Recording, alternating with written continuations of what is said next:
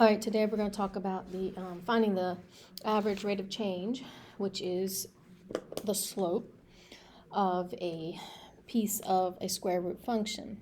All right, so we're going to start off with the slope formula, the change in y over the change in x. So all you do is find your two coordinates, place them in the slope formula, and you've got yourself the average rate of change. All right, an easiest way that you might be presented with this type of question is if you're given 2 points, find the slope or the average rate of change of these 2 points. So once again, all you need to do is put them into the slope formula. I'm going to identify my first set of coordinates and my second set of coordinates, which makes it a lot easier to put it in the slope formula correctly. So that would be 2 minus 1 divided by 4 minus 1. The minus sign is part of the formula. And then when you do your math, be extremely careful. If you want to shove this all into a calculator and get your answer quickly, make sure you take the time to put parentheses around the top and the bottom of your fraction. So that would be 2 minus 1, and then you'd hit the division bar. See how that's in parentheses? And then it'd be 4 minus 1 in parentheses, all right? And then you can hit enter and you can get your answer. If you don't hit, if you do not put the parentheses, you're gonna end up with the wrong answer. All right, so that'd be 1 over 3, so that would be 1/3, okay? Another way that you might be presented with finding the average rate of change for a radical function is given an interval or given an equation. So let's take a look at that scenario.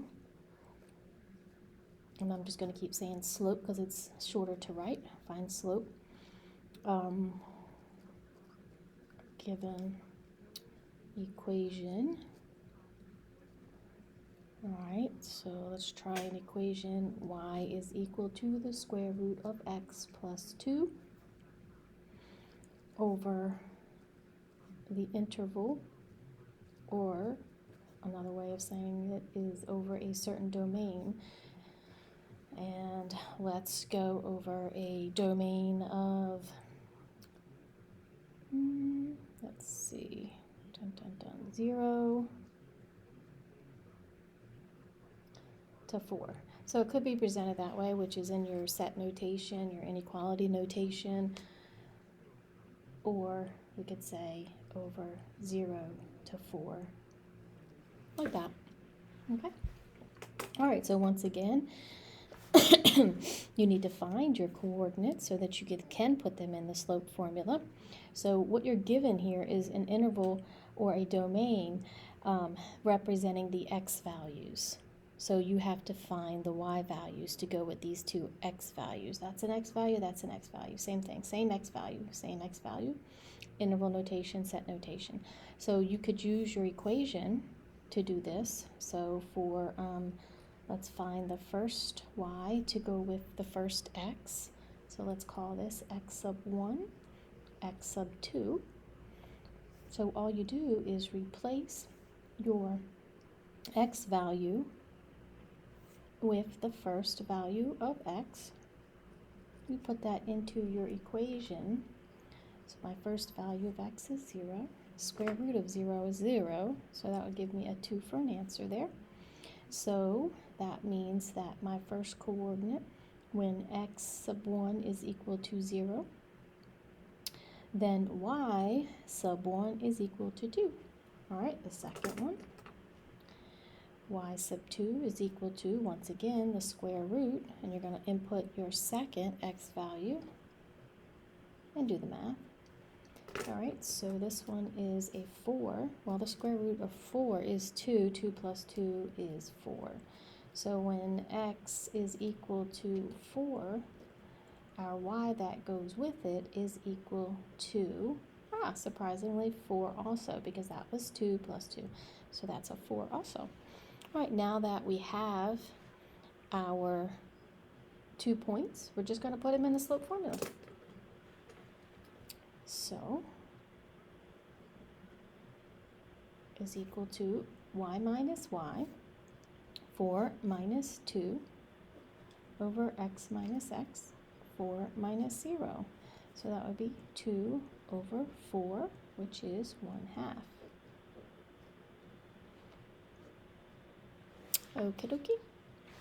All right, and then a third scenario is given a graph. Find slope over, once again, a certain interval or domain. And let's go with a domain of, let's just try the same domain we did before.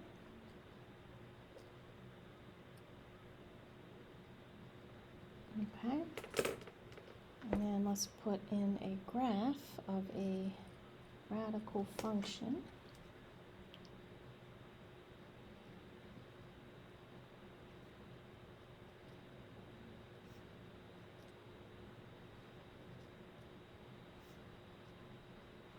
Okay. Let's see if I can build one for us real quick.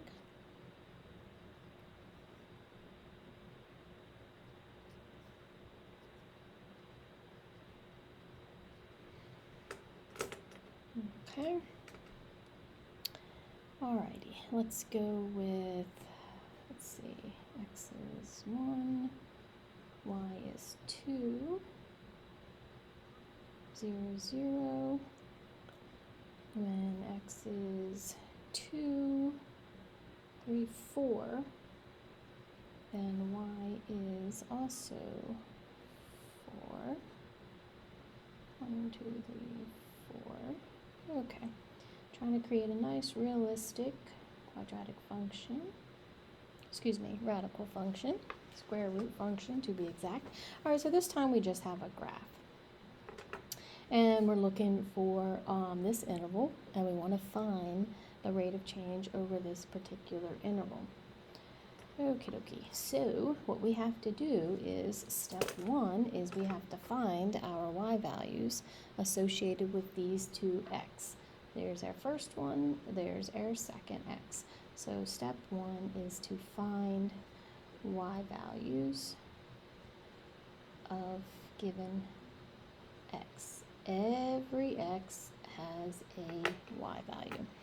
Alrighty, so go over to your graph, and you're going to go to the x-axis and find 0, and then you find the y value that goes with it on that graph. And right there it is at the origin. That's your 0, 0. That point is on the graph. It's at the start of your graph. So if x sub 1 is equal to 0, then y sub 1 is equal to 0. And now we'll do the same thing for the second one. So we're saying if x sub 2 is equal to 4, we want to find the y value that goes with it. So I'm going to go over to 4. This is 4 on the x-axis, and then I count up to get to the y value right there. So that point right there is at 4, 4. Voila. Okie dokie. Alright, now next thing you do is just use the slope. Plug into slope formula, and we are done. So the slope is equal to y minus y, x minus x. That is 4 over 4, which is equal to 1. And these were really easy examples, so that I can show you here, but all you have to do is just follow these steps, and it doesn't matter how big or crazy your graph or your equation is. For the second one right here, you could have just put this equation in Desmos, and you could have found the y values just the same way I found them here.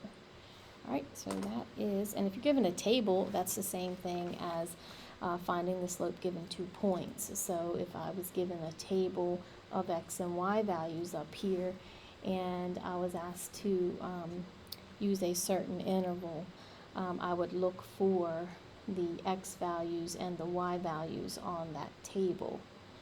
Same thing. Okay.